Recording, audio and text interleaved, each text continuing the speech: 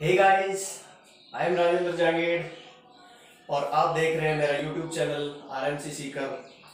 Dear students, पिछले video में हमने डिस्कस किया था डिफरेंशिएबिलिटी पे।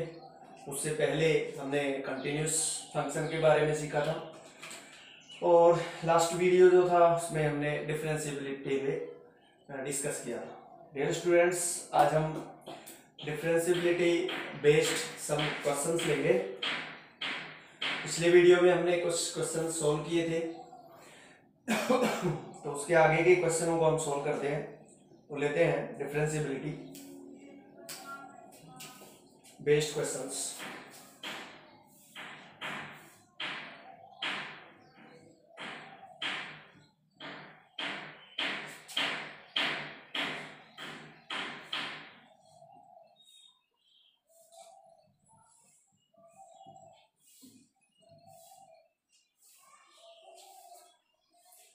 डियर स्टूडेंट्स, कुछ एक क्वेश्चन हमने सॉल्व कर लिए थे, तो नेक्स्ट क्वेश्चन लेते हैं हम।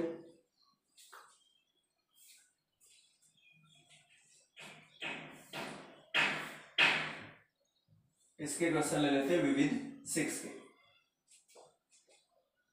पहला क्वेश्चन है, फंक्शन इसमें दिया एक फंक्शन है F x equal to X square minus 9 upon X minus 3 और इसमें दिया है कि x बराबर 3 पर ये फलन है वो समतल है। तब हमें f3 ज्ञात करना है। देखिए डियर स्टूडेंट्स, कुछ एक बातें मैं इसके बारे में बताना चाहूंगा कि एफ एक्स बराबर एक्स स्क्वायर माइनस 9 बटे एक्स माइनस 3, एक्स बराबर 3 पर समतल है तो हमें f3 ज्ञात करना है। मतलब x3 का मतलब होता है 3 पर फंक्शन की वैल्यू, 3 पर फलन का मान। चलो कैसे ज्ञात करते हैं, 3x की जगह रख दो, 3 रख देते हैं। 3 स्क्वायर 9 माइनस 9 0, 3 माइनस 3 0, 0 बटे 0 क्या आ गया, ये इनडिटरमिनेट फॉर्म में आ गया। अब इसकी वैल्यू पूछ रहा है, ये समतल है तो 3 पर मान आएगा, 0 बटे 0, ये तो इनडिटरमिनेट फॉर्म है। 0 में 0 का भाग दे तो क्या आएगा, 1। बिल्कुल सही है, 1 भी आ सकता है, 2 भी आ सकता है। कैसे, देखो मैं यदि इसको ऐसे लिख दूं, होता है ये बटे में ले लो तो 1 इक्वल टू 0/0, 0 में 0 का भाग 1 होता है। यदि मैं ऐसे लिख दूं तो भी 0 होता है, तो 2 इक्वल टू क्या आएगा, 0/0। कहने का मतलब है 0 में 0 का भाग फिक्स नहीं है, आएगा कोई ना कोई संख्या तो आएगी लेकिन निश्चित नहीं है, इसीलिए इसको इनडिटरमिनेट कहते हैं, अनिर्धारित रूप कहते हैं। तो डियर स्टूडेंट्स, हमें देखना है कि 3 पर यहाँ जो मान आ रहा है 0/0 वो कितनी संख्या है। इसके लिए हमें पता है 3 पर फलन समतल है तो इसका दायां और बाईं सीमा दोनों ही फलन के मान के बराबर होगी। तब हम यहाँ लिखेंगे 3 पर फलन की वैल्यू इक्वल टू 3 पर राइट लिमिट इक्वल टू 3 पर लेफ्ट लिमिट, तीनों ही डियर स्टूडेंट्स बराबर होंगे। ठीक है, अब हमें क्या करना है कि यदि हम दाई लिमिट इसकी ज्ञात कर लेते हैं, वो जितनी आएगी वही 3 पर फलन का मान बराबर होता है उसी के। अब देख लेते हैं ऐसे, f3 इक्वल टू कैसे ज्ञात करते हैं, लिमिट h टेंड्स टू 0 और जहां x है फलन में वहां 3 प्लस h रखेंगे। तो ये फंक्शन है, इसमें x की जगह 3 प्लस h रख दो, ये होल स्क्वायर है -9 बटे 3 प्लस h माइनस 3, और ये भी उतना ही आएगा, उसको छोड़ देते हैं, इसी से हमें f3 की वैल्यू प्राप्त हो जाएगी। अब इसको सोल्व करते हैं तो ये आएगा f3 equal to limit h tends to 0 और स्क्वायर खोलते हैं तो 9 plus 6h plus h square minus 9 upon h, ये कैंसिल आउट। अब इसमें h कॉमन ले लो और कैंसिल कर दो, limit h tends to 0, h तो 6 प्लस h और बटे में h वो कैंसिल आउट हो गए। अब लिमिट लगाओ तो 6। डियर स्टूडेंट्स, f3 की वैल्यू है 6 है, ठीक है। तो ऐसे हम ज्ञात करेंगे। नेक्स्ट क्वेश्चन है,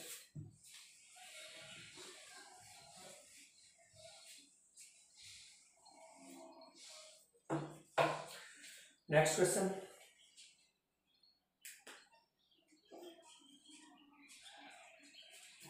एक फंक्शन है एफ एक्स इक्वल टू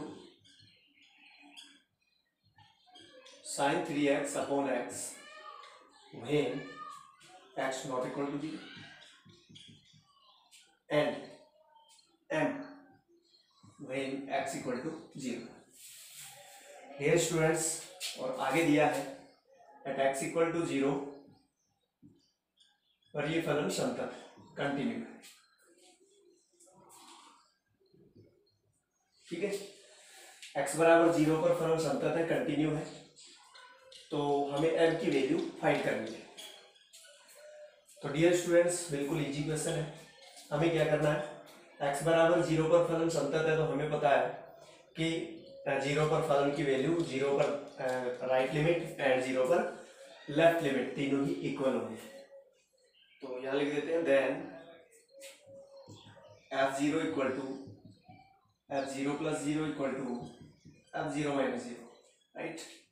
और हम जानते हैं 0 पर फंक्शन की वैल्यू m है, तो m इक्वल टू, अब 0 पर ये राइट लिमिट है, तो right limit not equal to 0 यानी बड़े और छोटे दोनों मानों पे होती है, तो इसमें रखेंगे 0 प्लस h मतलब h रखेंगे और लिमिट लगाएंगे, limit h tends to 0 sine 3h बटे h। डियर स्टूडेंट्स, इसकी लिमिट 1 बनाने के लिए ये 3h है, तो ये भी 3h होना चाहिए, तो यहाँ 3 से मल्टीप्लाई, यहाँ भी 3 से मल्टीप्लाई। अब इसकी लिमिट 1 हो गई, क्योंकि हमने फॉर्मूला पढ़ा है limit x tends to 0 sine x बटे x इक्वल टू 1, ये लिमिट होती है इसकी। तो यहाँ देखिए, यहाँ x है, यहाँ x है, यहाँ x है, तो यहाँ 3h है, यहाँ 3h है और यहाँ h है, लेकिन 3 से मल्टीप्लाई करेंगे 3h टेंड्स टू 0 ही आएगा, तो इसकी लिमिट 1 हो गई और ये 3 आ गया। अच्छा, ये हमने छोड़ दिया क्योंकि ये तीनों बराबर है, तो ये भी इसी के बराबर आएगा, तो इसी से हमें m का मान प्राप्त हो जाएगा। तो m इक्वल टू आ गया, इसकी लिमिट 1 है, मल्टीप्लाई 3 है, तो 3 आ गया, ये इसका आंसर है। ठीक है, ओके, नेक्स्ट क्वेश्चन लेते हैं।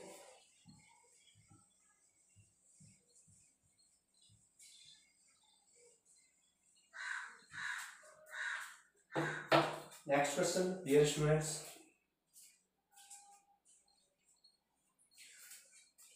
क्वेश्चन थर्ड, एक फंक्शन है वो दिया हुआ है एफ एक्स इक्वल टू है log 1 plus M X minus log 1 minus N X, ठीक है, और बटे x।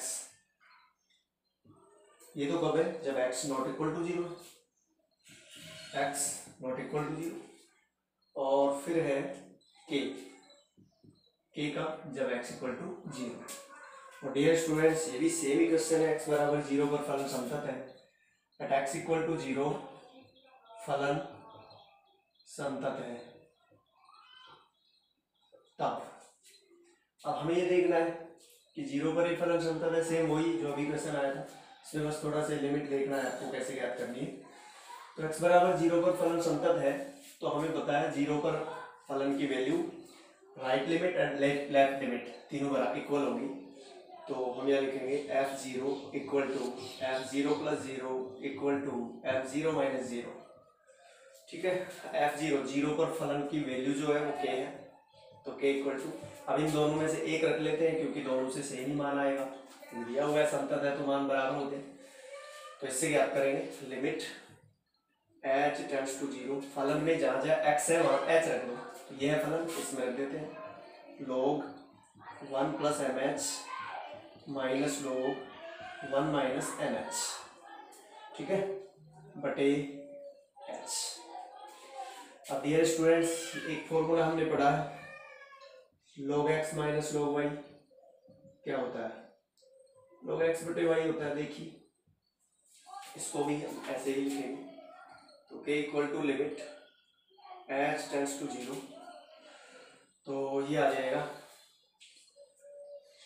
अच्छा बजाय इसके थोड़ा इसको ऐसे लिख लेते हैं, चलो इसको हटा देता हूँ, इसका हम यूज नहीं कर रहे हैं, इसका यूज करेंगे। देखिए अभी से एच को है ना अलग अलग बटे में ले लो, तो लोग 1 प्लस एम एच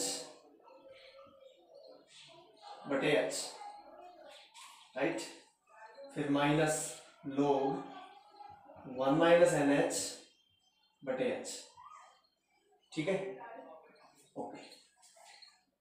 देखिए अब एक लिमिट हमने पढ़ी है, उस लिमिट का हम यहाँ पे यूज करेंगे। वो लिमिट क्या है मैं लिख देता हूँ मैं, log limit x tends to 0 log 1 plus x बटे एक्स, लिमिट 1 होती है। देखिए डियर स्टूडेंट्स, ये हमने लिमिट पढ़ी है, limit x tends to 0 log 1 plus x बटे एक्स इक्वल टू 1 होती है। तो यहाँ देखिए 1 प्लस एच नहीं है, एम एच है, ऐसे कर लेते हैं, m से यहाँ मल्टीप्लाई और m से यहाँ मल्टीप्लाई कर देते हैं। ऐसे ही log 1 माइनस एन एच, ये एन एच यहाँ n से मल्टीप्लाई और यहाँ भी n से मल्टीप्लाई। अब देखिए k इक्वल टू, अब इसकी लिमिट को देखो, यहाँ देख सकते हैं h टेंड्स टू 0 है, लेकिन यहाँ तो एम एच और यहाँ भी एम एच है, यहाँ n से मल्टीप्लाई करें तो एम एच टेंड्स टू 0। हमें क्या करना है, यहाँ x है, यहाँ x है, यहाँ x है, ये तीन जगह समान संख्या होती है, तो लिमिट 1। यहाँ देखिए एम एच और ये भी एम एच और 1 प्लस है, 1 प्लस, ठीक, तो इसकी लिमिट 1 होगी, 1 मल्टीप्लाई एम फिर माइनस। अब इसको देखिए, अच्छा मान लो मैं x की जगह माइनस एक्स रख दूं तो भी लिमिट 1 आएगी, x की जगह माइनस एक्स, यहाँ भी माइनस, दूसरी लिमिट मैं ऐसे लिख देता हूँ, ये माइनस तो ये भी माइनस, तो भी लिमिट 1 होगी क्योंकि माइनस एक्स टेंड्स टू 0 होता है। अब यहाँ देखिए इस माइनस को हटा लेता हूँ और यहाँ लगा देता हूँ, ठीक है, log 1 माइनस एन एच बटे माइनस एन एच, तो वही लिमिट 1 हो गई, तो यहाँ प्लस आएगा 1 मल्टीप्लाई एम। तो डियर स्टूडेंट्स के की वैल्यू आ गई m प्लस एम, यही आंसर है, ओके। नेक्स्ट क्वेश्चन लेते हैं।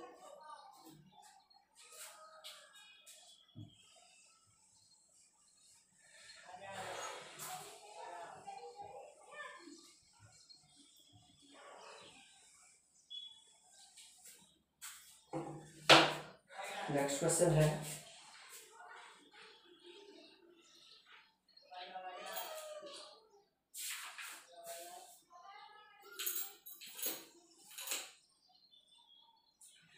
नेक्स्ट क्वेश्चन बिल्कुल इजी क्वेश्चन है।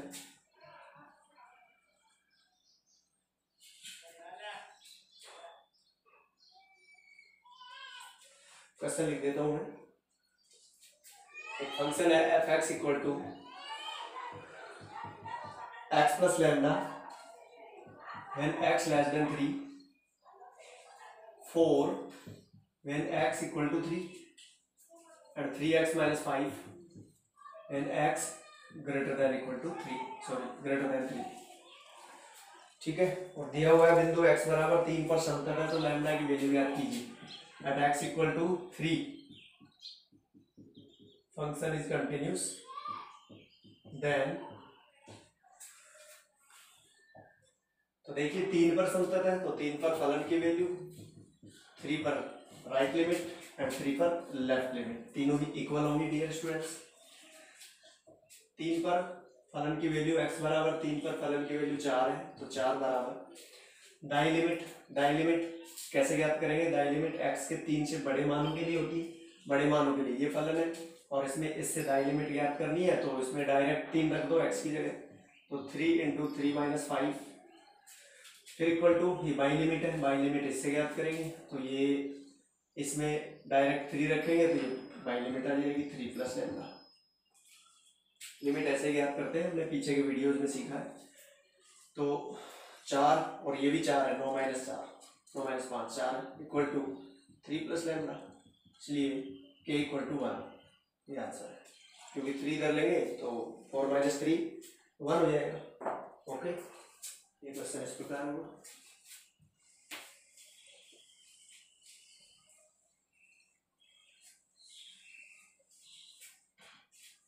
नेक्स्ट है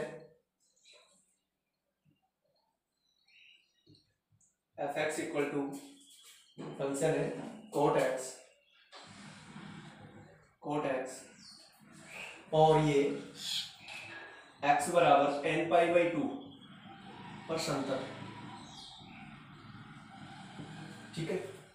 x बराबर एन पाई बाई 2 पर असंतत, ठीक है। अब देखिए, तो हमें यहाँ ये ज्ञात करना है कि जो n की वैल्यू है वो क्या होगी। तो डियर स्टूडेंट्स, हमने पढ़ा है कि कोई फलन इस प्रकार का हो एफ एक्स बटे जी एक्स, ये समतल कब होगा, ये जी एक्स नॉट इक्वल टू 0 पर कंटिन्यू होता है। ये हम जानते हैं पीछे के वीडियोस। डियर स्टूडेंट्स, यदि पीछे के वीडियोस यदि आपने नहीं देखे तो आप प्लीज पहले उन्हें देख लें, जो मैं अभी तक अपलोड कर चुका हूँ। तो उनमें से इनवर्स ट्रिग्नोमेट्रिक फंक्शन हो गया, मैट्रिक्स हो गया, डिटर्मिनेंट हो गया और लीनियर इक्वेशन सिस्टम हो गया। तो ये यदि आप सारे वीडियोस देखना चाहते हो तो नीचे डिस्क्रिप्शन बॉक्स में आपको लिंक मिल जाएगी, और यदि इससे जस्ट पीछे का डिफरेंशियबिलिटी का जो चैप्टर था, जो टॉपिक है, इससे जस्ट पीछे का वीडियो आप देखना चाहते हैं तो यहाँ कोने पे आई टैप है, यहाँ से आप देख सकते हैं। तो एफ एक्स बटे जी एक्स, ये फंक्शन जो है इस प्रकार का फलन जी एक्स नॉट इक्वल टू 0 पर कंटिन्यू होता है, संतत होता है। तो सेम हम इसी का प्रयोग करेंगे। देखिए, हम लिख सकते हैं इसे कोस एक्स बटे साइन एक्स, राइट। अब ये कंटिन्यू कब होगा, जब sine x not equal to 0 होगा, जब जानते हैं। तो देखिए, साइन एक्स की किन वैल्यूज पर 0 होता है, साइन एक्स हम जानते हैं। इसका मतलब हम ऐसे भी लिख सकते हैं x not equal to n pi, x not equal to n pi, जहां एन बिलोंग्स टू जेड। तो डियर स्टूडेंट्स, यदि पाई के गुणा में कोई भी पूर्णांक हो, पाई का कोई भी पूर्णांक गुणज, उस पर कोट एक्स फलन जो है वो डिसकंटिन्यू होगा, असंतत होगा। तो अब हमें ये देखना है कि x की वैल्यू है एन पाई बाई 2, इस पर फलन क्या है, असंतत है। तो इसलिए n की वैल्यू क्या होनी चाहिए, 0, 2, 4, 6, dot dot dot, -2, -4, -6, dot dot dot, और 2 से डिवाइड करें सब में, 2 बटे में, इसके बटे में, तो क्या आएगा -3, -2, -1, 0, 1, 2, 3, अर्थात इंटीजर आ रहा है, पूर्णांक आ रहा है। इसका मतलब है n का मान या तो समपूर्णांक हो, ठीक है, समपूर्णांक, या फिर n/2 बिलोंग्स टू z। तो हम ऑप्शन चेक कर लेते हैं। तो इसमें option n/2 belongs to z ही दिया हुआ है। अब यहाँ क्या आएगा, n/2 बिलोंग्स टू z, ये होना चाहिए। मतलब यहाँ सीधी सी बात है, n समपूर्णांक है, तो n/2 क्या हो गया, z हो गया।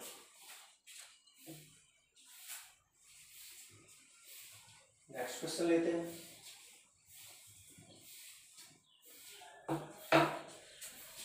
नेक्स्ट क्वेश्चन है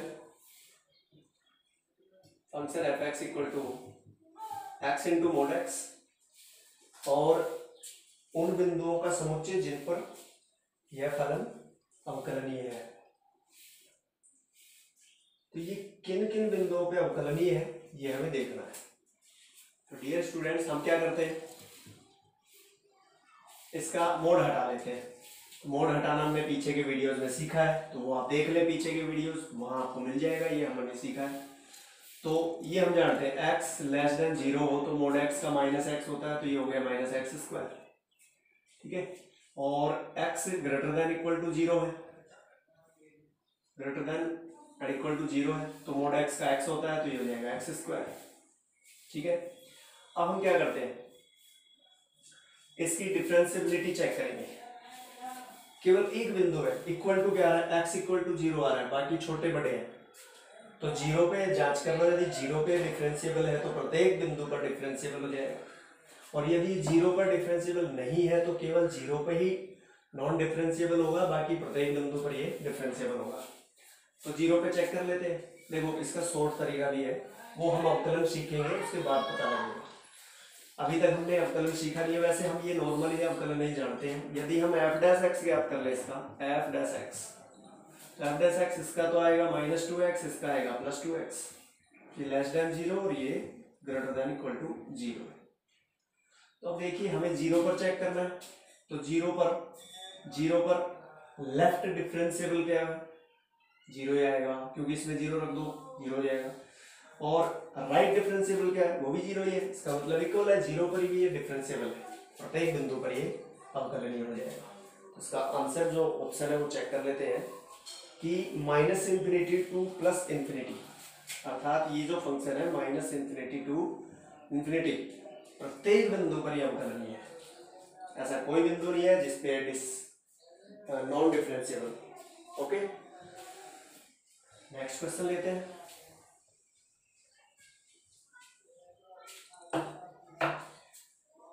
नेक्स्ट क्वेश्चन है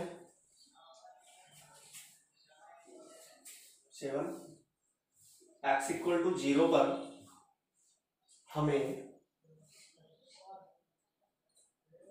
ये देखना है कि कौन सा फलन अवकलनीय नहीं है।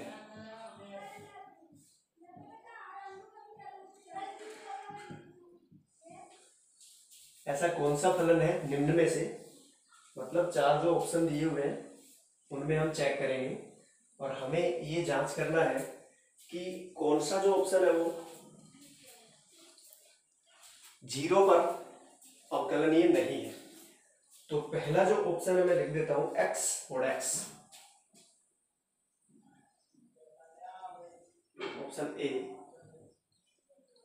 x इंटू mod x, और ये हमने अभी चेक किया था जस्ट पीछे की क्वेश्चन में कि ये प्रत्येक बिंदु पर अवकलनीय है, x = 0 पर भी अवकलनीय है, बिल्कुल है। तो ये तो है नहीं, ये तो आएगा नहीं।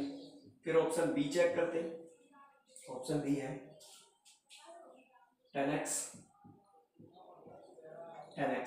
तो डियर स्टूडेंट्स, अभी आपको बताया भी था कि शॉर्ट तरीका है चेक करने का, किसका डिफरेंशिएबल करो, डिफरेंशिएट करेंगे इसको तो डिफरेंशिएट आएगा इसका डिफरेंशिएशन sec²x, 10x का sec²x होता है। अब इसमें जीरो रख दो क्योंकि जीरो पे जांच करना है, तो जीरो रखेंगे, sec0 का मान 1 होता है 1, और जो कि एक परिमित और वास्तविक संख्या आ रही है मान, अतः ये 0 पर अवकलनीय है। वैसे भी चेक करते हैं और तरीका आपको बता ही रखा है, वो भी उससे भी आप जांच कर सकते हैं। ये शॉर्ट तरीका है। ऑप्शन सी देखते हैं। सी ऑप्शन है e⁻x, इसमें स्पष्ट नहीं है वो देख लेना आप, e⁻x है या फिर -x है, e⁻ में ये नहीं दिख रहा है, शायद e⁻x ही होगा। तो e⁻x का जो डिफरेंशिएट होता है, डिफरेंशिएशन होता है वो e⁻x ही होता है। e⁻x 0 रखेंगे तो 1 आएगा, तो ये भी अवकलनीय हो गया। फिर है डी, ऑप्शन डी है x + mod x। Dear students, अब हम जानते हैं ये जो mod x फंक्शन है वो x = 0 पर संतत तो है लेकिन अवकलनीय नहीं है, कंटिन्यू होता है लेकिन डिफरेंशिएबल नहीं है, नॉन डिफरेंशिएबल। तो यही ऑप्शन है इसका। ठीक है डियर स्टूडेंट्स, एक क्वेश्चन और ले लेते हैं।